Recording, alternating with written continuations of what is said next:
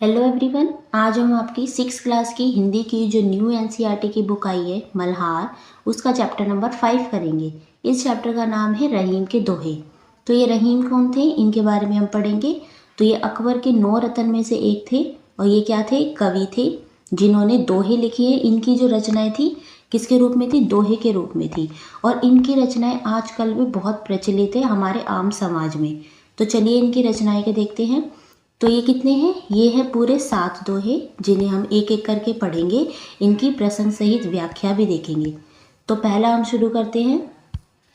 पहला दोहा है, रहीमन देखी बड़ेन को लघु न दीजिए डारी, जहाँ काम आवे सुई कहा करे तलवारी।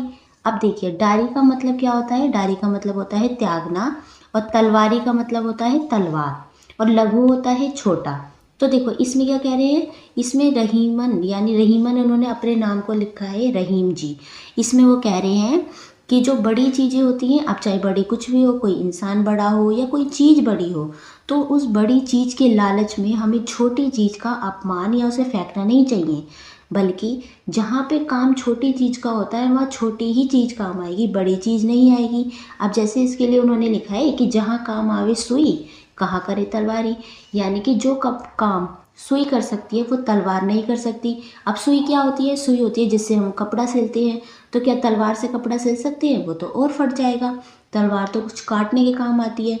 तो जहाँ पे सुई का काम होता है वो काम तलवार नहीं कर सकती, और जहाँ तलवार का काम है वो सुई नहीं कर सकती। तो चलिए इसकी प्रसंग सहित व्याख्या देख लेते हैं। तो देखो जब स्कूल में अगर आपके आता है कि आपको उसकी प्रसंग सहित व्याख्या लिखनी है, तो आप इस तरीके से लिख सकते हैं, प्रसंग और व्याख्या। तो पहले की है प्रसंग। प्रस्तुत पंक्तियाँ रहीम के द्वारा रचित दोहे से ली गई हैं।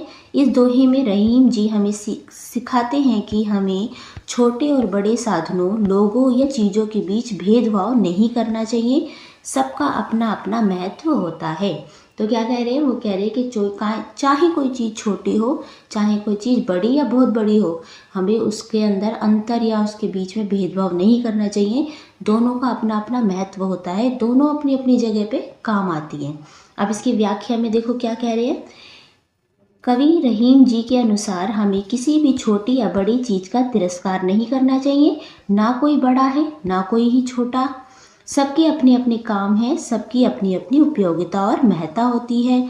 चाहे हाथी हो या चींटी, तलवार हो या सुई, सबके अपने अपने आकार प्रकार है और सबकी अपनी अपनी उपयोगिता भी है। सिलाई का काम सुई से ही किया जा सकता है, तलवार से नहीं। सुई जोड़ने का काम करती है जबकि तलवार काटने का। कोई वस्तु हो या कोई व्यक्ति, छोटा हो या बड़ा, सबका सम्मान करना चाहिए। तो इसलिए हमने जब व्याख्या पढ़ी तो हमें ये और अच्छे से समझ में आया। अब दूसरे की देखते हैं। दूसरा दोहा क्या है, तरुवर फल नहीं खात है, सरवर पिए न पान, कही रहीम पर काज हित, संपत्ति सचई सुजान। अब सरवर क्या होता है, सरवर होता है तालाब यानी सरोवर। तरुवर होता है पेड़, जो वृक्ष होते हैं, पेड़ को क्या लिखा है उन्होंने, तरुवर। तो क्या कह रहे हैं इसमें, रहीम जी कह रहे हैं कि जो तरुवर होता है यानी कि जो पेड़ होता है, वो उसके पेड़ पे बहुत सारे फल उगते हैं, लेकिन वो अपने फल स्वयं नहीं खाता। कभी आपने देखा है कि कोई भी पेड़ होता है जो अपने फल खुद खा लेता है, ऐसा नहीं होता। तो वो क्या करता है, वो फल हमारे लिए होता है, औरों के लिए होते हैं। ऐसे ही जो सरोवर होता है, तालाब होता है, उसके अंदर पानी होता है, लेकिन तालाब अपना पानी खुद नहीं पीता, वो क्या करता है, दूसरों की प्यास बुझाता है। तो ऐसे ही इसमें रहीम जी हमें समझा रहे हैं कि जो इंसान जो भी काम करता है, ये संपत्ति यहाँ पे लिखा है ना, संपत्ति यानी कि जो भी उसके पास धन दौलत होती है, संचय ही सुजान, वो संचय करके रखता है, मतलब अपने पास रखता है इकट्ठा करके। और वो अपने लिए ही नहीं रखता, बल्कि उससे दूसरों के भी काम पूरे करता है, दूसरों की भी मदद करता है। तो ऐसे इंसान क्या होते हैं, यही अच्छे इंसान होते हैं, यही मानवता होती है कि वो जो होते हैं अपनी ही भलाई नहीं करते, दूसरों की भलाई के लिए भी, समाज के कल्याण के लिए भी संपत्ति का उपयोग करते हैं, इसलिए वो संचय करके रखते हैं। इसलिए इसमें रहीम जी कह रहे हैं कि जो वृक्ष होते हैं वो भी अपने फलों का संचय करके रखते हैं, यानी अपने पास रखते हैं। सरोवर जो होता है, तालाब होता है, वो भी पानी का संचय करके रखता है, खुद नहीं पीता, औरों के लिए रखता है। ऐसे ही जो अच्छे मनुष्य होते हैं वो क्या करते हैं, दूसरों के परोपकार के लिए, दूसरों के कल्याण के लिए उसका धन दौलत का संचय तो करते हैं, लेकिन खुद यूज़ नहीं करते, वो क्या करते हैं, दूसरों के लिए दूसरों की मदद करते हैं। ठीक है, जरा इसकी प्रसंग और व्याख्या देख लेते हैं, इससे आपको और अच्छे से समझ में आएगा। तो इसका प्रसंग है, प्रस्तुत पंक्तियां हमारी हिंदी की पाठ्य पुस्तक मल्हार में रचित रहीम के दोहे से ली गई है। इस दोहे में कवि रहीम ये बताते हैं कि जैसे वृक्ष अपने फल स्वयं नहीं खाता और सरोवर अपने जल का स्वयं उपयोग नहीं करता, वैसे ही हमें अपनी संपत्ति का उपयोग दूसरों के हित में करना चाहिए। सुना ना, संपत्ति यानी कि जो भी हमारी धन दौलत होती है उसका उपयोग हमें दूसरों के हित यानी कि दूसरों के कल्याण के लिए करना चाहिए, दूसरों की मदद करनी चाहिए, जिससे सबकी भलाई हो। अब इसकी व्याख्या देखो, इस दोहे में प्रकृति के माध्यम से परोपकार के लिए प्रेरित किया गया है। पेड़ और सरोवर दूसरों की भलाई के लिए ही कर्मशय फल और अपने में समाहित करके रखते हैं। वे स्वयं उनका उपयोग नहीं करते, बल्कि इनका लाभ दूसरों के लिए होता है, जैसे पेड़ के बारे में कही है। इस प्रकार बुद्धिमान व्यक्ति अपनी संपत्ति को केवल अपने लिए ही संचित नहीं करता, बल्कि उसका उपयोग समाज के कल्याण में करता है। तो जो सुजान होते हैं वो कौन होते हैं, बुद्धिमान लोग। तो ये कौन होते हैं, ये अपनी संपत्ति का जो संचय करते हैं, संचित करते हैं, इकट्ठा करके रखते हैं, वो केवल अपने लिए नहीं बल्कि समाज के कल्याण के लिए करते हैं। तो ये थे, हमने दो के देख लिए, दो दोहे के प्रसंग सहित व्याख्या हमने पढ़ी। अब देखते हैं थर्ड वाला, रहीमन धागा प्रेम का मत तोड़ो छिटकाए, टूटे से फिर ना मिले, मिले गांठ पर ही जाए। अब इसमें रहीमन अपने नाम को बुलाए ना, रहीम जी क्या कहते हैं, जो धागा है। अब यहाँ पे धागे का जो संदर्भ लिया गया है वो लिया गया है हमारे रिश्तेदारों से, जो हमारे संबंध होते हैं। तो कैसे होते हैं, अच्छे होते हैं संबंध, तो उसको एक धागे का रूप दिया गया है। तो रहीमन धागा प्रेम का, तो जो हमारे रिश्तेदार होते हैं या जो भी हमसे जो जुड़ा हुआ होता है, तो हमें उसके साथ हमारा कैसा व्यवहार होता है, प्रेम पूर्वक व्यवहार होता है। तो ये एक धागे की तरह होता है। तो इसे मत छोड़ो चिटकाए, मत तोड़ो चिटकाए। अगर ये धागा होता है, ये टूट जाता है, मान लीजिए आपने कोई धागा लिया और वो टूट जाए, आप उसे फिर से जोड़ना चाहो तो वैसा नहीं जुड़ेगा, आपको क्या करना पड़ेगा, उसमें गांठ लगानी पड़ेगी। ऐसे ही हमारा जो संबंध हमारे रिश्तेदारों से होता है या किसी से भी होता है, अगर एक बार उसमें फूट पड़ जाती है, लड़ाई हो जाती है, तो फिर से वो संबंध पहले जैसा नहीं रह पाता। उसमें जैसे कि एक धागे में गांठ पड़ जाती है, ऐसे ही उस रिश्ते में भी कड़वाहट आ जाती है, जो कि पहले जैसा नहीं रह पाता। तो देखो, इसकी प्रसंग सहित व्याख्या देखते हैं। प्रसंग है इसमें, प्रस्तुत पंक्तियां हमारी हिंदी की पाठ्य पुस्तक मल्हार में रचित रहीम के दोहे से ली गई है। इस दोहे में कवि रहीम ने प्रेम और संबंधों की नाजुकता का सुंदर वर्णन किया है। वह हमें बताते हैं कि प्रेम का धागा अगर एक बार टूट जाए तो फिर से वह जुड़ने पर वैसा नहीं रह पाता जैसा वह पहले था। ठीक है, जैसा मैंने समझाया। अब इसकी व्याख्या देखो, इस दोहे में कवि रहीम जी कहते हैं कि प्रेम के धागे को कभी तोड़ना नहीं चाहिए। जिस प्रकार धागे को जोड़ने के लिए उसमें गांठ लगानी पड़ती है और वह गांठ रुकावट के रूप में होती है, इसी प्रकार यदि रिश्तों में दरार आ जाए तो वह रिश्ता फिर से पहले जैसा नहीं रह पाता। इसलिए हमें अपने संबंधों को बहुत सावधानी और प्रेम से संजो कर रखना चाहिए। समझ में आया आपको? अब देखो नेक्स्ट दोहा, रहीमन पानी राखिए बिन पानी सब सून, पानी गए न उबरे मोती मानुष चून। अब यहाँ चून का मतलब है आटा, मानुष यानी कि मनुष्य, और मोती। रहीम जी कहते हैं। अब यहाँ पे पानी का देखो 3 बार यूज़ किया गया, यहाँ पे भी पानी है, यहाँ पे भी पानी है, यहाँ पे भी पानी है। तो पानी का एक बार तो यूज़ किया गया मनुष्य के संदर्भ में, इंसान के संदर्भ में, एक कहा गया चमक के रूप में पानी को, और एक कहा गया सम्मान के रूप में। तो देखते हैं इसका मतलब। तो देखो प्रसंग देख लेते हैं सबसे पहले। प्रस्तुत दोहा हमारी हिंदी की पाठ्य पुस्तक मल्हार में रचित रहीम के दोहे से लिया गया है। इस दोहे में कवि रहीम जी ने पानी का बहुत ही गहरा अर्थ समझाया है। यह अर्थ बताते हुए उन्होंने कहा है पानी केवल जल नहीं बल्कि सम्मान और चमक के रूप में भी है।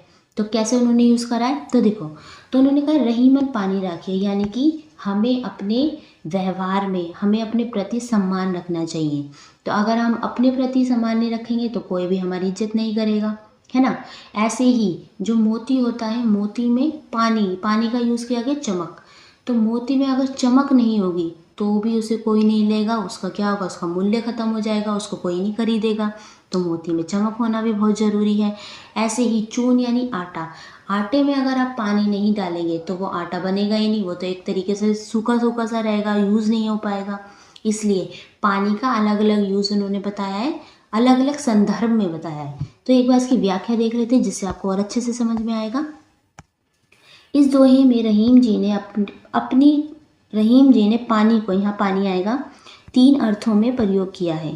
पानी का पहला अर्थ मनुष्य के संदर्भ में है, जब इसका मतलब सम्मान से है, जैसा मैंने आपको बताया। रहीम जी कह रहे हैं कि मनुष्य में हमेशा सम्मान होना चाहिए। पानी का दूसरा अर्थ आभा, तेज या चमक से है, जिसके बिना मोती का कोई मूल्य नहीं है, यानी कि मोती में अगर चमक नहीं होगी तो उसे कोई नहीं खरीदेगा। पानी का तीसरा अर्थ जल से है, जिसे आटे से जोड़कर दर्शाया गया है, यानी कि आटा गूंथने के लिए, आटा मारने के लिए आप पानी का यूज़ करते हैं, वहाँ पे भी इसकी बहुत उपयोगिता है। तो रहीम का कहना है कि जिस तरह आटे का अस्तित्व पानी के बिना नरम नहीं हो सकता और मोती का मूल्य उसकी आभा के बिना नहीं हो सकता, इसी तरह मनुष्य को भी अपने व्यवहार में हमेशा पानी अर्थात सम्मान रखना चाहिए। तो इस तरीके से ये इसका अर्थ हो गया। देखो, रहीमन विपदाहु भली जो थोड़े दिन होए, हित अनहित या जगत में जानी परस सब कोई। क्या बोला है इसमें? रहीम जी कह रहे विपदाहु का मतलब है विपदा यानी कठिन समय, भली यानी कि अच्छा है, थोड़े यानी कि थोड़े दिन। तो इसमें रहीम जी हमें बता रहे हैं कि वो विपदा यानी वो कठिन समय बहुत अच्छा है, उन अच्छे दिनों से बहुत अच्छा है, जिसमें हमें क्या पता लग जाता है कि कौन हमारे हित में है और कौन हमारे अनहित में है, यानी कि कौन हमारी भलाई चाहता है और कौन हमारी भलाई नहीं चाहता। तो कुछ क्या होता है, कुछ कठिन समय जब आता है तो कुछ लोग हमसे दूर रहने लग जाते हैं, लेकिन कुछ ऐसे लोग होते हैं जब हमें ज़्यादा ज़रूरत होती है, कठिन समय होता है, विपदा होती है, तो कुछ लोग क्या होते हैं हमारी मदद करते हैं। तो इससे क्या होता है, इस समय में हमें पता लग जाता है कि कौन हमारे लिए भलाई सोच रहा है और कौन हमारी बुराई सोच रहा है। तो इससे हमें सही गलत का पता लग जाता है। तो अब देखो इसकी व्याख्या देख लेते हैं। पहले प्रसंग देखते हैं। प्रस्तुत दोहा हमारी हिंदी की पाठ्य पुस्तक मल्हार में रचित रहीम जी द्वारा लिया गया है। इसमें वे हमें बताते हैं कि विपत्ति भी जीवन में लाभदायक होती है। क्या कह रहे हैं? जो कठिन समय होता है वो भी अच्छा होता है। क्यों अच्छा होता है? कठिन समय में ही व्यक्ति ये जान पाता है कि कौन उसका सच्चा मित्र या हितैषी और कौन नहीं है। हितैषी यानी कि जो हमारी भलाई सोचता है। व्याख्या देखते हैं इसकी। इस दोहे में रहीम जी बताते हैं कि थोड़े समय के लिए आने वाला कठिन समय भी अच्छा होता है, क्योंकि उस समय व्यक्ति को सही और गलत मित्रों का अंतर पता चलता है। विपत्ति के समय ही हमें ये अनुभव होता है कि कौन हमारे हित में है और कौन नहीं। हित में यानी कि कौन हमारी भलाई सोच रहा है और कौन नहीं। कठिन समय तो बस थोड़ी देर का ही मेहमान होता है, ये हमेशा के लिए नहीं रहेगा। यानी कि जब कोई बुरी मुसीबत आती है तो क्या होता है, एक समय होता है कि वो उस समय के लिए रहेगी, फिर अच्छे दिन भी आ जाते हैं। तो वही कह रहे हैं कि थोड़े दिन के लिए तो रहता है कठिन समय, हमेशा तो नहीं रहता। किंतु यह तो सबको पता चल जाता है कि जगत में कौन कौन हितकारी है अथवा कौन अहितकारी है। इससे हमें ये पता लग जाता है कि कौन तो हमारी भलाई सोच रहा है, कौन हमारा नुकसान कर रहा है। ठीक है, नेक्स्ट देखते हैं इसमें। रहीमन जीवा बावरी कही गई सरक पाताल, आपो तो कहीं भीतर रही जूती खात कपाल। अब क्या है, जीवा मतलब होती है जीव, बावरी का मतलब होता है पागल, नासमझ, सर्ग यानी कि स्वर्ग, पाताल जो पाताल है, भीतर यानी कि अंदर, खात यानी खाना, और कपाल क्या होता है, कपाल होता है हमारा सर यानी खोपड़ी। तो क्या कह रहे हैं इसमें रहीम जी? कह रहे जो जीवा होती है ना, जो जीव होती है वो कुछ भी कह देती है, वो ना समझ होती है, पागल होती है, वो सोच समझ के नहीं बोलती, उसके मुंह से कुछ भी निकल जाता है, यहाँ तक कि वो स्वर्ग से लेके पाताल तक की कोई भी बात कर देती है, और कुछ भी कहकर वो क्या हो जाता है, हमारे मुंह के अंदर चली जाती है। लेकिन उसका भला बुरा कहना किसको भुगतना पड़ता है? वो हमें भुगतना पड़ता है। जैसे कि इसमें बात की गई है, कपाल यानी सर को भुगतना पड़ता है। अब आप किसी से कोई बुरी बात कहोगे तो क्या करेगा, वो मारेगा ही आपको। तो ऐसे ही इन्होंने कहा है रहीम जी ने कि जो जीवा होती है, जो जीव होती है, वो बावरी होती है, कुछ भी कह के मुंह के अंदर चली जाती है, लेकिन उसका कहा हुआ भुगतना किसे पड़ता है? हमें भुगतना पड़ता है। वो खुद तो बिना हड्डी की होती है, कुछ भी बोल देती है, लेकिन उसका कहने का हमें भुगतना पड़ता है। तो देखो इसके प्रसंग और व्याख्या देखते हैं। प्रसंग है इसका, प्रस्तुत दोहा हमारी हिंदी की पाठ्य पुस्तक मल्हार में रचित रहीम के दोहे से लिया गया है। इसमें रहीम जी वाणी के महत्व और उसके दुष्परिणामों को समझाते हैं। इस दोहे में उन्होंने बताया है कि अगर वाणी पर संयम ना हो तो वह व्यक्ति को स्वर्ग से पाताल तक पहुंचा सकती है, यानी कि अगर आप वाणी में संयम से यानी कि सोच समझ के नहीं बोलोगे तो आप अगर बहुत अच्छी जगह बैठे हो, स्वर्ग जैसी जगह बैठे हो, लेकिन आप बोल गलत रहे हो तो कहाँ पहुँचा देगी वो? आपको पाताल तक पहुँचा सकती है। अब इसकी व्याख्या देखते हैं। यह दोहा अभी मानव समाज के लिए बहुत बड़ी सीख है। कुछ लोग हर समय बिना सोचे समझे बोलते रहते हैं। जीभ के लिए तो वैसे भी एक उक्ति प्रसिद्ध है, ये बिना हड्डी की होती है। उक्ति यानी कि एक कहावत प्रसिद्ध है, अर्थात ये कुछ भी कहकर कुछ भी कह सकती है। इसीलिए रहीम जी कहते हैं कि जीव तो बावरी है, यानी कि जीव तो पागल है। यह स्वर्ग से लेकर पाताल तक की चर्चा कर डालती है, जबकि स्वर्ग और पाताल हमारी कल्पना के आधार पर बनते बिगड़ते रहते हैं। कल्पना यानी कि हमने कोई स्वर्ग नरक तो देखा नहीं है, लेकिन ये एक सोच है, ये हमारी कल्पना है कि स्वर्ग भी होता है और पाताल भी होता है। कहता कौन है? जीव कहती है। उनकी वास्तविकता के विषय में कोई नहीं जानता, यानी कि उनकी सच्चाई कोई नहीं जानता। जीव स्वयं तो कुछ भी कहकर मुंह के भीतर छिपी रहती है और इसके द्वारा बोले गए अनेक वाक्य लड़ाई का कारण तक बन जाते हैं। अर्थात गलत काम करती तो जीव है, पर सुनना या भुगतना हमें पड़ता है। तो देखो कितना अच्छा दोहा है, ये आजकल के समाज पे कितना अच्छी तरह से फिट होता है। इसीलिए हम सभी को बहुत सोच समझ के बोलना चाहिए। नेक्स्ट है इसमें आखिरी दोहा है, देखो। कहीं रहीम संपत्ति सगे बनत बहुत बहुरीत, विपत्ति कसोटी जे कसे ते ही साचे मीत। तो इसमें रहीम जी कह रहे जब हमारे पास संपत्ति होती है, जब हम अच्छे होते हैं, भले चंगे होते हैं, बीमार नहीं होते, तब हमारे बहुत सारे दोस्त बन जाते हैं और हमारी संपत्ति देख के, हमारा लालच देख के हमारे साथ आ जाते हैं। लेकिन जब विपत्ति आती है, बुरा समय आता है, तो क्या होता है? कोई भी हमारा मित्र नहीं बनना चाहता, बल्कि जो हमारे साथ होते हैं हमारी संपत्ति देखकर, वो भी हमें छोड़ के भाग जाते हैं। कोई भी हमारी अच्छी कसौटी पे नहीं उतर पाता। विपत्ति की जो कसौटी है उस पे जो मित्र खराब होते हैं वो हट जाते हैं। ठीक है, अब देखो इसका प्रसंग देख लेते हैं। इसमें प्रस्तुत दोहा हमारी हिंदी की पाठ्य पुस्तक मल्हार में रचित रहीम के दोहे से लिया गया है। इस दोहे में रहीम जी ने मित्रता और सच्चे मित्र की पहचान के बारे में बताया है। वह कहते हैं कि कठिन समय में ही सच्चे मित्र को पहचाना जा सकता है, क्योंकि कठिन समय में जो साथ दे वही सच्चा मित्र होता है। व्याख्या देखो इसकी। इस दोहे में रहीम जी बताते हैं कि हमारे पास धन दौलत होती है तो बहुत सारे लोग हमारे मित्र बनने का दिखावा करते हैं। जैसे कि मैंने समझाया, जब हम अमीर होते हैं तो बहुत सारे लोग हमसे जुड़ना चाहते हैं अपने फायदे के लिए। लेकिन संपत्ति के समय लोगों की मित्रता के तरीके भी कई प्रकार के होते हैं। लेकिन जब जीवन में कठिनाइयाँ आती हैं तभी असली मित्र की पहचान होती है। लेकिन सच्चे और अच्छे मित्र की पहचान कब होती है? जब हम किसी मुसीबत में हो। अगर वो हमारा साथ देगा तो वो हमारा सच्चा मित्र है, लेकिन अगर वो हमें छोड़ के भाग जाता है तो क्या होता है? वो हमारा सच्चा मित्र नहीं है। विपत्ति की कसौटी पर जो मित्र खराब उतरता है और हमारा साथ देता है, खरा आएगा यहाँ पे, खरा, इस तरीके से लिखना है, खरा उतरता है और हमारा साथ देता है, वही सच्चा मित्र होता है। इसलिए हमें हमेशा ये ध्यान रखना चाहिए कि कठिन समय में जो लोग हमारा साथ देते हैं वही हमारे सच्चे मित्र होते हैं। ठीक है, तो ये थे आपके दोहा जिसकी हमने प्रसंग सहित व्याख्या देखी।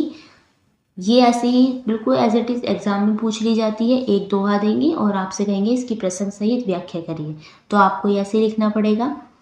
ठीक है, अब नेक्स्ट देखते हैं इसमें। चलिए अब कवि का परिचय देख लेते हैं। अब हमने रहीम जी के दोहे के बारे में तो बहुत पढ़ा कि रहीम जी ने कितने अच्छे दोहे लिखे जो आज भी हमारे समाज में यूज़ किए जा रहे, एज इट इज़ यूज़ किए जा रहे हैं और इनका आज भी बहुत उपयोग होता है। तो ये कौन थे रहीम जी? तो चलिए इनके बारे में देखते हैं। देखो, कवि से परिचय। रहीम भक्ति काल के एक प्रसिद्ध कवि थे। कौन से काल के? भक्ति काल के। जब आप हिस्ट्री पढ़ेंगे, इतिहास पढ़ेंगे तो उसमें कुछ काल आएंगे जो एक समय था, भक्ति काल भी था। तो इसमें क्या थे? इनके प्रसिद्ध कवि थे रहीम जी। ऐसा माना जाता है कि उनका जन्म 16वीं शताब्दी में हुआ है। तो ऐसा माना जाता है, इसका कोई ठोस प्रमाण नहीं है, इसके कोई एविडेंस नहीं है कि जिनके आधार पर हम कह सकते हैं इनका जन्म इसमें हुआ है। एक लमसम टाइम बता दिया गया है कि 16वीं शताब्दी में हुआ है।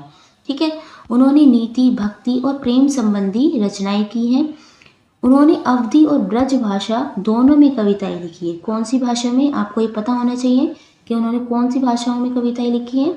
अवधी भाषा में और ब्रज भाषा में। रहीम रामायण, महाभारत आदि प्रसिद्ध ग्रंथों के अच्छे जानकार थे।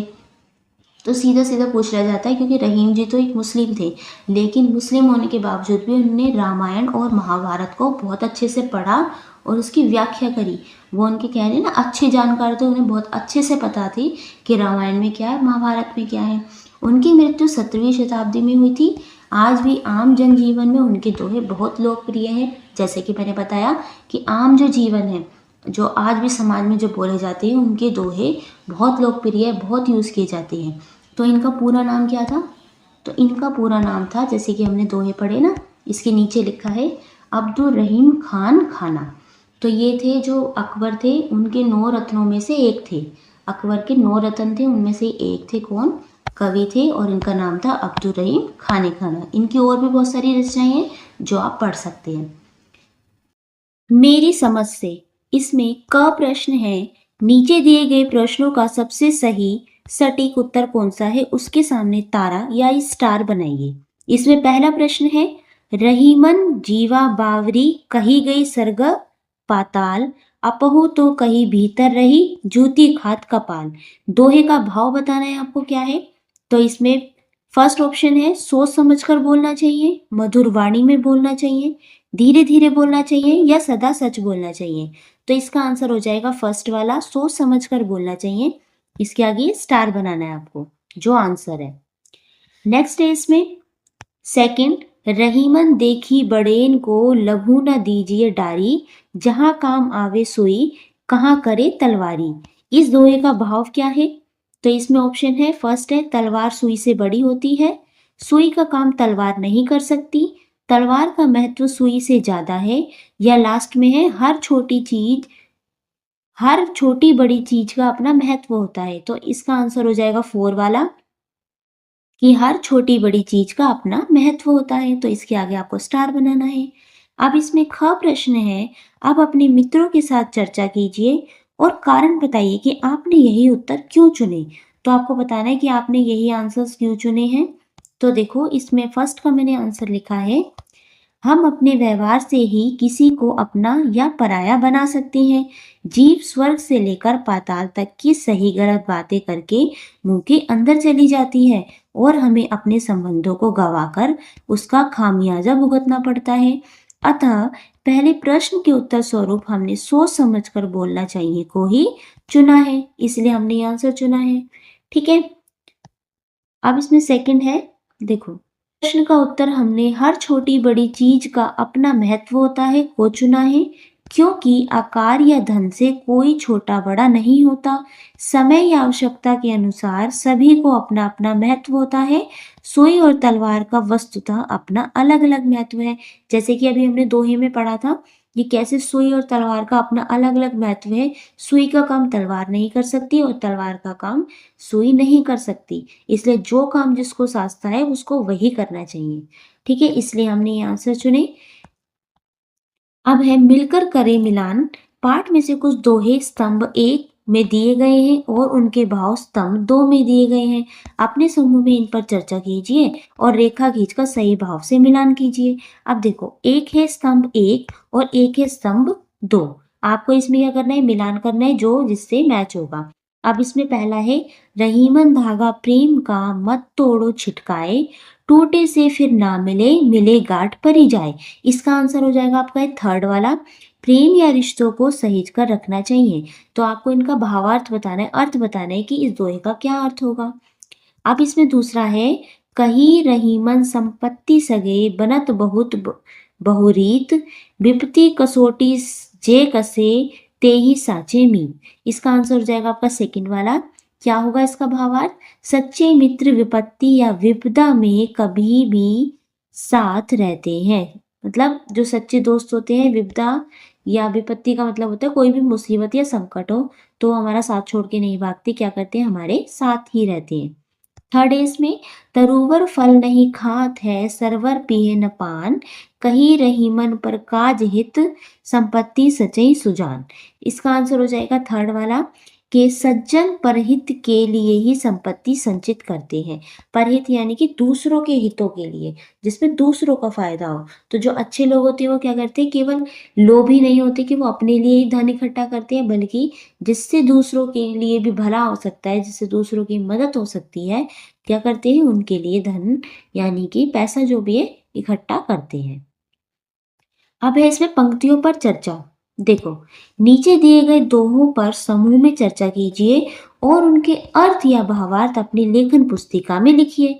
क है इसमें, रहीमन विपदाहु भली जो थोड़े दिन होए, हित अनिहत या जगत में जानी परत सब कोई। तो आपको इसका अर्थ बताना है, इसका भावार्थ बताना है।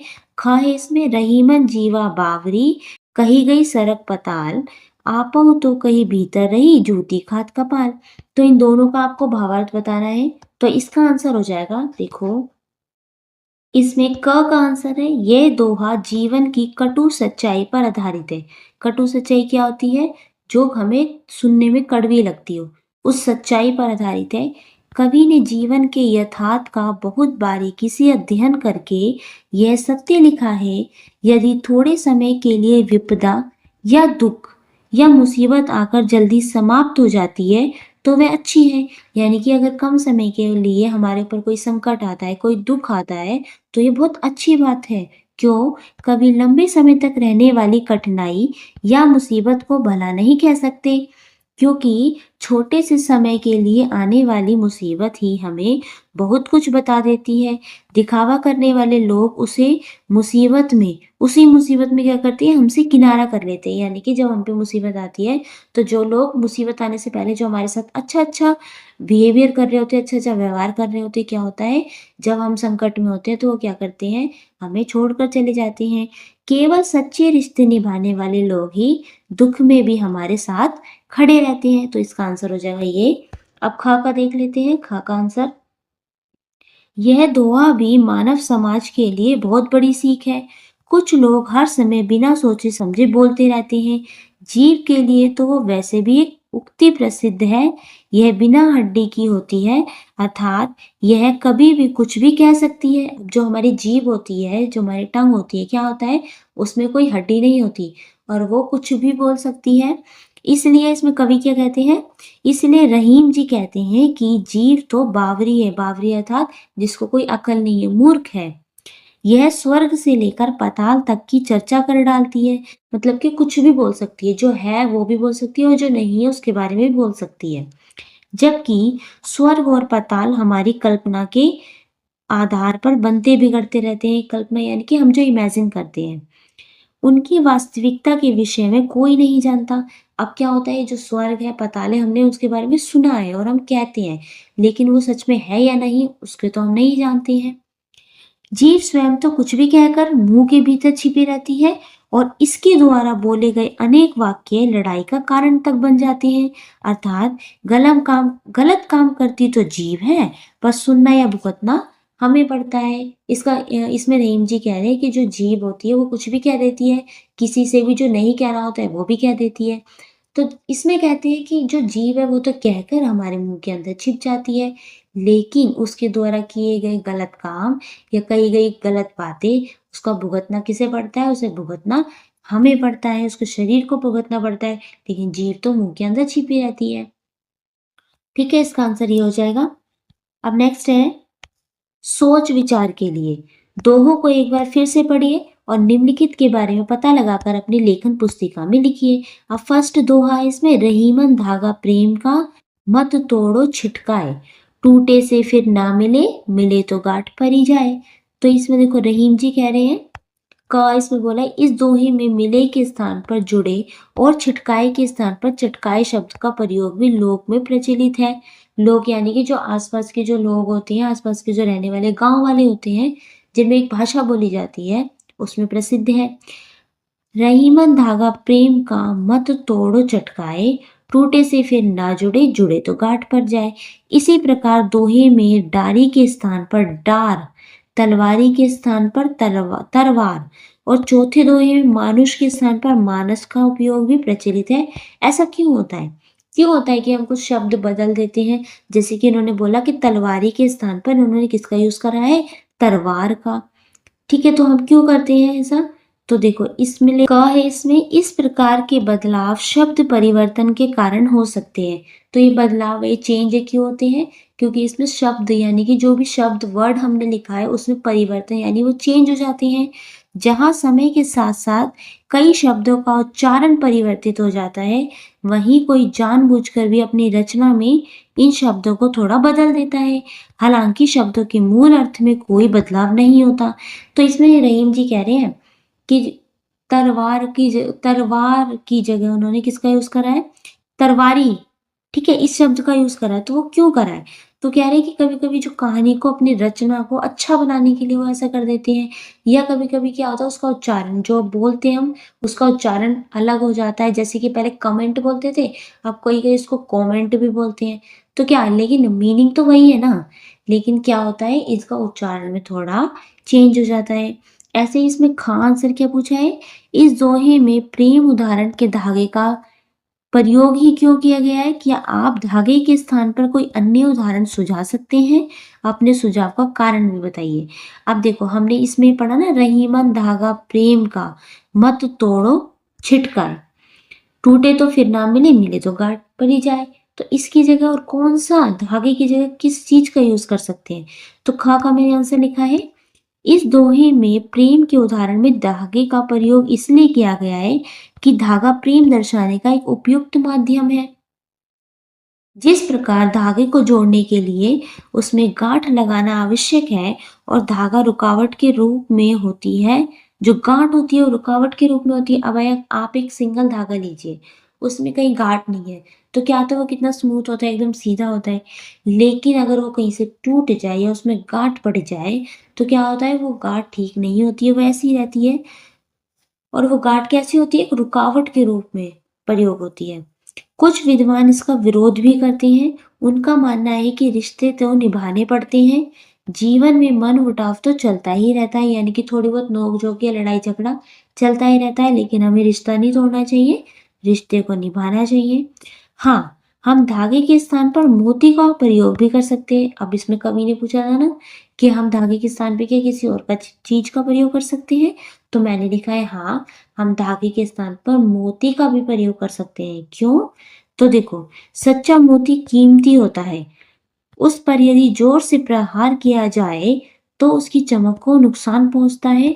वस्तुतः धागा शब्द अपने आप में संपूर्ण अर्थ समाहित किए हुए हैं, फिर भी यदि बदलाव करना ही है तो मोती को लिया जा सकता है। तो इसमें कह रहे हैं कि धागा अपने आप में ठीक है जो इसमें यूज किया गया है, लेकिन अगर आपको फिर भी बदलाव करना है, फिर भी चेंज करना है, तो आप उसकी जगह किसका यूज कर सकते हो? तो उन्होंने बोला इसकी जगह आप मोती का यूज कर सकते हो। ठीक है, नेक्स्ट है इसमें प्रश्न दूसरा है, तरुवर फल नहीं खात है, सरवर पिए न पान।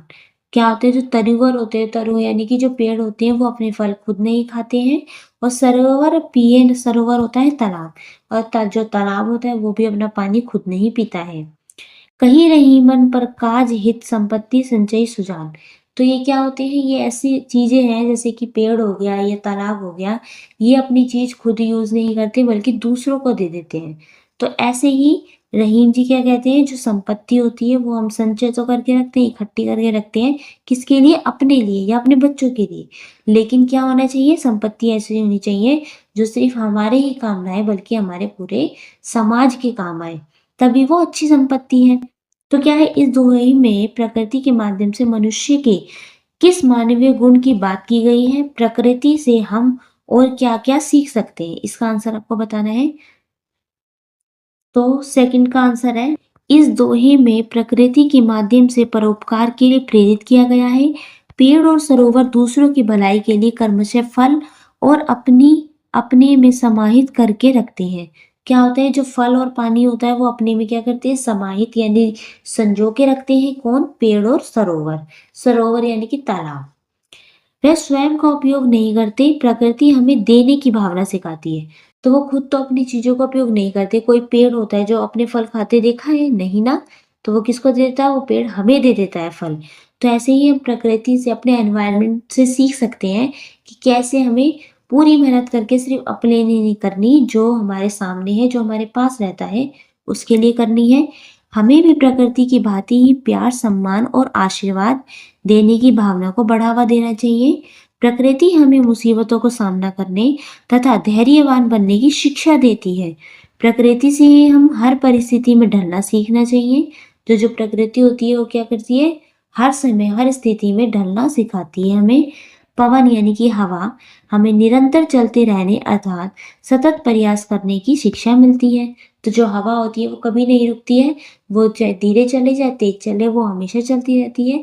तो उससे हमें सीख मिलती है कि हमें भी हवा की तरह होना चाहिए और कभी भी एक जगह थक के रुक के नहीं बैठना चाहिए। धीरे धीरे अपने काम में लगे रहना चाहिए और उन्हें कंप्लीट करना चाहिए। इसी प्रकार आग स्वयं जलकर दूसरों को गर्मी देने की सीख देती है और हरी भरी प्रकृति मानव में उमंग का संचार करती है। तो जो आग होती है वो स्वयं जलकर खुद जलकर क्या करती है, हमें रोशनी देती है, गर्मी देती है। और ऐसे ही जो हरी भरी प्रकृति होती है हमारी, वो क्या करती है, मानव में उमंग का संचार करती है। हमने देखा होगा जब चारों तरफ हरियाली सी होती है तो उसे देख के हमें आंखों को बहुत अच्छा लगता है और खुशी भी मिलती है। धरती से हमें सहन शक्ति की शिक्षा मिलती है। आज हमें प्रकृति से शिक्षा लेकर उसकी सुरक्षा के लिए कार्य करना चाहिए। और क्या होता है, हमें उससे सहन शक्ति की शिक्षा मिलती है धरती से।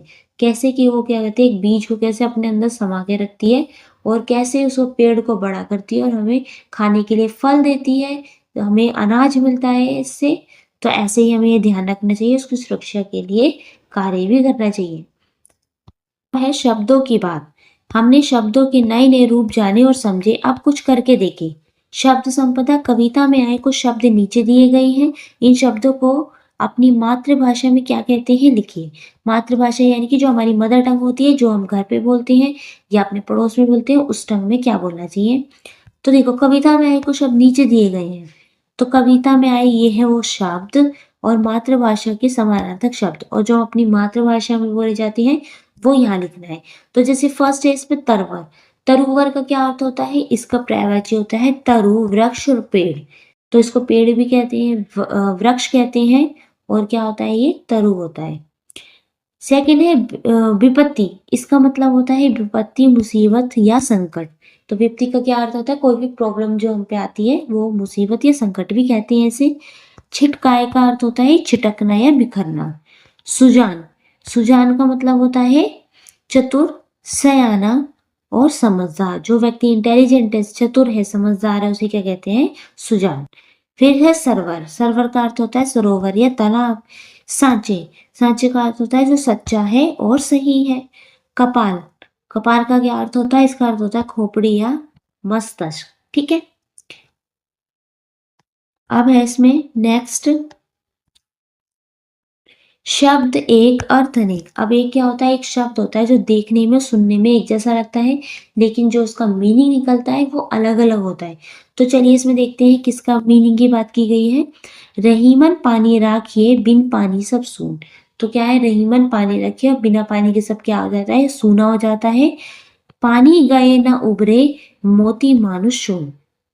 तो इसका है, इस दोहे में पानी शब्द के तीन अर्थ हैं। एक तो ये लिखा है पानी, ये है पानी, ये है पानी। तो इसका क्या अर्थ है, तीन अर्थ है। एक का तो अर्थ है चमक, सम्मान, एक का अर्थ है जल और एक का अर्थ है चमक। तो देखो इसके अर्थ को कहाँ प्रयोग किया गया है। इसी प्रकार कुछ शब्द नीचे दिए गए हैं। आप भी इन शब्दों के तीन तीन अर्थ लिखिए। आप इस कार्य में शब्दकोश, इंटरनेट, शिक्षक या अभिभावकों से सहायता भी ले सकते हैं। अब फर्स्ट है इसमें कल। कल का क्या अर्थ होता है, कल का क्या मीनिंग होता है। तो फर्स्ट है, कल को कहते हैं चैन, मशीन, बीता हुआ और आने वाला दिन। ये तो होता है हमारा कल। सेकंड है पत्र। पत्र का मीनिंग होता है पत्ता, चिट्ठी और अखबार। फिर है कर। कर का अर्थ होता है हाथ, टैक्स या किरण। फल। फल का मतलब होता है परिणाम, पेड़ का फल या भाले की नोक। इसे क्या कहते हैं, इसे कहते हैं फल। तो ये हमने जाना है इसमें। अब है पाठ से आगे। आपकी बात। रहीमन देखी बड़ेन को, लघु ना दीजिए डारी, जहां काम आवे सोई, कहाँ करे तलवारी। ये हमने दोहा पहले भी पढ़ चुके हैं कि कैसे जो सुई होती है उसका काम तलवार नहीं कर सकती है, सुई का काम केवल सुई ही कर सकती है। ऐसे ही इसमें और भी बहुत सारे काम है, पहले में पहले इसको शुरू करते हैं। देखो, इस दोहे का भाव है ना कोई बड़ा और ना ही कोई छोटा है। सबके अपने अपने काम है और अपनी अपनी उपयोगिता और महत्ता है। चाहे हाथी हो या चींटी, तलवार से या सुई से, सबके सामने अपने अपने आकार प्रकार है और सबकी अपनी अपनी उपयोगिता और महत्व की सिलाई का काम सुई से ही किया जा सकता है। तो क्या है, अपनी अपनी उपयोगिता और महत्व, हमें जिस चीज की जरूरत है उसका काम हम किससे कर सकते हैं। अगर सुई से होना है तो वो सुई से ही किया जा सकता है, तलवार से नहीं होगा। सुई जोड़ने के काम करती है जबकि तलवार काटने का। कोई वस्तु हो या व्यक्ति, छोटा हो या बड़ा, सबका सम्मान करना चाहिए। अपने मनपसंद दोहे को इस तरह की शैली में अपने शब्दों में लिखिए। दोहा पाठ से या पाठ से बाहर का हो सकता है, वो आपको बताना है। तो ये एक दोहा मैंने लिखा है, इसमें देखते हैं। ये है मनपसंद दोहा। बड़ा हुआ तो क्या हुआ, जैसे पेड़ खजूर, पंथी को छाया नहीं, फल लागे अति दूर। तो ये मैंने तो ये दोहा लिखा है, इसका ही अर्थ समझाऊंगी मैं। आपको जो दोहा पसंद है आप वो लिख सकते हैं, उस साथ में ही आपको उसका अर्थ भी बताना है। तो मैं इसका अर्थ बताती हूँ। देखो, इस दोहे का भाव है कि यदि कोई वस्तु आकार में बहुत बड़ी है पर उसका कुछ भी उपयोग नहीं तो वह व्यर्थ है। यानी कि कोई वस्तु बहुत बड़ी है देखने में, लेकिन वो हमारे यूज की नहीं है, हमारे काम ही नहीं आ रही, तो क्या है, वो तो बेकार है हमारे लिए। इसी प्रकार कोई व्यक्ति बहुत धनी है और शक्तिशाली है, परंतु उसमें परोपकार, मानवता जैसे गुण नहीं है, तो उसका बड़प्पन भी व्यर्थ है। यानी कि अगर कोई व्यक्ति है जिसके पास बहुत सारा पैसा है, बहुत सारी पावर है, शक्ति है, लेकिन वो दूसरों की हेल्प ही नहीं करता है, तो क्या है, वो उसका तो ये चीजें बेकार है, वो केवल अपनी ही हेल्प करता है। ठीक उसी प्रकार खजूर का पेड़ बहुत ऊंचा, बहुत बड़ा होता है, पर ना तो वह यात्री को छाया या सुख दे पाता है और ना ही कोई भूखा व्यक्ति उसके फल तोड़कर अपनी भूख मिटा सकता है। तो इसलिए दोहे का अर्थ ये हुआ। तो यहाँ पे खजूर के पेड़ की बात की गई है। तो जो खजूर का पेड़ होता है बहुत ऊंचा होता है, बहुत लंबा होता है, और उस पे जो खजूर लगते हैं खाने वाले, वो भी बहुत ऊंचाई पे लगते हैं, तो कोई भी उसे आसानी से नहीं तोड़ सकता है। तो इसलिए इसमें बात की गई है। तो कोई भी यात्री होता है जो वहां से गुजर रहा होता है, अगर वो उस पेड़ के नीचे बैठ जाए तो उसे छाया भी नहीं मिलती, क्योंकि वो पेड़ बहुत ऊंचा होता है और उसके फल भी नहीं वो तोड़ सकता। इसलिए यहाँ पे बात की गई है। तो बड़ा हुआ तो क्या हुआ, इसलिए कोई चीज अगर बहुत बड़ी है और हमारे काम की नहीं है तो वो चीज बेकार है, व्यर्थ है। सरगम। रहीम, कबीर, तुलसी, वृंद आदि के दोहे आपने दृश्य, श्रव्य, टीवी, रेडियो माध्यम से कई बार सुने होंगे। कक्षा में आपने दोहे भी बड़े मनोयोग से गाए होंगे। अब बारी है इन दोहों की रिकॉर्डिंग, ऑडियो या विजुअल की। ऑडियो होता है सुनने वाली और विजुअल होता है जिसे हम देख भी सकते हैं। रिकॉर्डिंग सामान्य मोबाइल से की जा सकती है। इन्हें अपने दोस्तों के साथ, समूह में या अकेले गा सकते हैं। यदि संभव हो तो वाद्य यंत्रों के साथ भी गायन करें। रिकॉर्डिंग के बाद दोहे स्वयं भी सुने और लोगों को भी सुनाएं। क्या करना है, आप अपने मोबाइल से ये जो रहीम के दोहे थे जो हमने पढ़े, इनको गाकर, अच्छे से सुर में गाकर इन्हें आपको रिकॉर्ड करना है। चाहे तो आप इसको सिर्फ रिकॉर्डिंग कर सकते हैं जिसमें सिर्फ आवाज आए, या आप मोबाइल सामने रख के जिसमें आपका फोटो भी दिखे, आप गाते हुए भी दिखे, वो भी कर सकते हैं। दोनों में से कोई भी कर सकते हैं। और उन्होंने लिखा है उसके बाद ये आप स्वयं भी सुने और लोगों को भी सुनाएं। अच्छा, नेक्स्ट ये आपको खुद करना है। अब नेक्स्ट देखते हैं। रहीम, वृंद, कबीर, तुलसी, बिहारी आदि के दोहे आज भी जनजीवन में लोकप्रिय हैं। दोहे का प्रयोग लोग अपनी बात पर विशेष ध्यान दिलाने के लिए करते हैं। जब दोहे समाज में इतने लोकप्रिय हैं तो क्यों ना इन दोहों को एकत्र करें और अंताक्षरी खेलें। तो अंताक्षरी आप खेलते हो ना, गाने की खेलते हो। अपने समूह में मिलकर दोहे एकत्र कीजिए। इस कार्य पे आप इंटरनेट, पुस्तकालय, अपने शिक्षकों या अभिभावकों की सहायता भी ले सकते हैं। तो अंताक्षरी में क्या करते हैं, कोई भी एक लेटर होता है जिससे आपको सॉन्ग गाना होता है। जो भी गाना आप गाते हैं, जिस भी लेटर पे वो खत्म होता है, उसके आखिरी शब्द से आपको नया गाना गाना होता है जो सामने वाली टीम गाती है। तो इस तरीके से उन्होंने बोला है अब गाने की जगह आपको दोहे गाने हैं।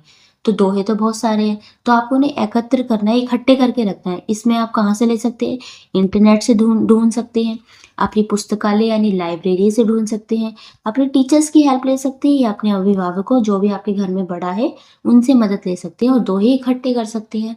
और अपने समूह में, क्लास में 2 समूह बनाना, ए और बी, और उसमें आप इसकी अंताक्षरी खेल सकते हैं। ये आपको खुद करना है।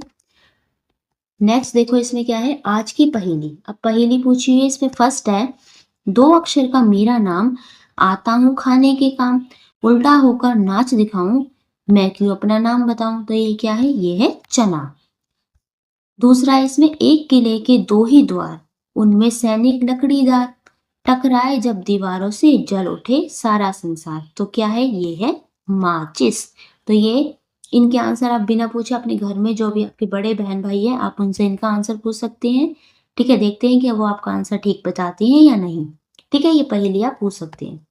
अब है खोजबीन के लिए, रहीम की कुछ अन्य दोहे पुस्तकालय या इंटरनेट की सहायता से पढ़ें व देखें। तो मैंने आपको बताया जो रहीम जी थे उन्होंने और भी बहुत सारे दोहे या कविताएं लिखी हैं, उन्हें आप इंटरनेट से या अपने स्कूल में जो लाइब्रेरी है वहां जाके ढूंढ सकते हैं, टीचर्स की हेल्प ले सकते हैं, उन्हें आप पढ़ सकते हैं। ठीक है, पढ़े देखे और समझे। तो ये था आपका चैप्टर 5। अब हम करेंगे चैप्टर 6। इससे पहले भी चैप्टर 4 इसमें आ चुके हैं। 4 चैप्टर हम हिंदी के बुक के कंप्लीट कर चुके हैं, वो जाके आप देख सकते हैं। लिंक आपको डिस्क्रिप्शन बॉक्स में मिल जाएगा। कुछ पूछना है तो आप इसमें नीचे कमेंट कर सकते हैं। अब हम मिलते हैं नेक्स्ट वीडियो में। Thank you for watching.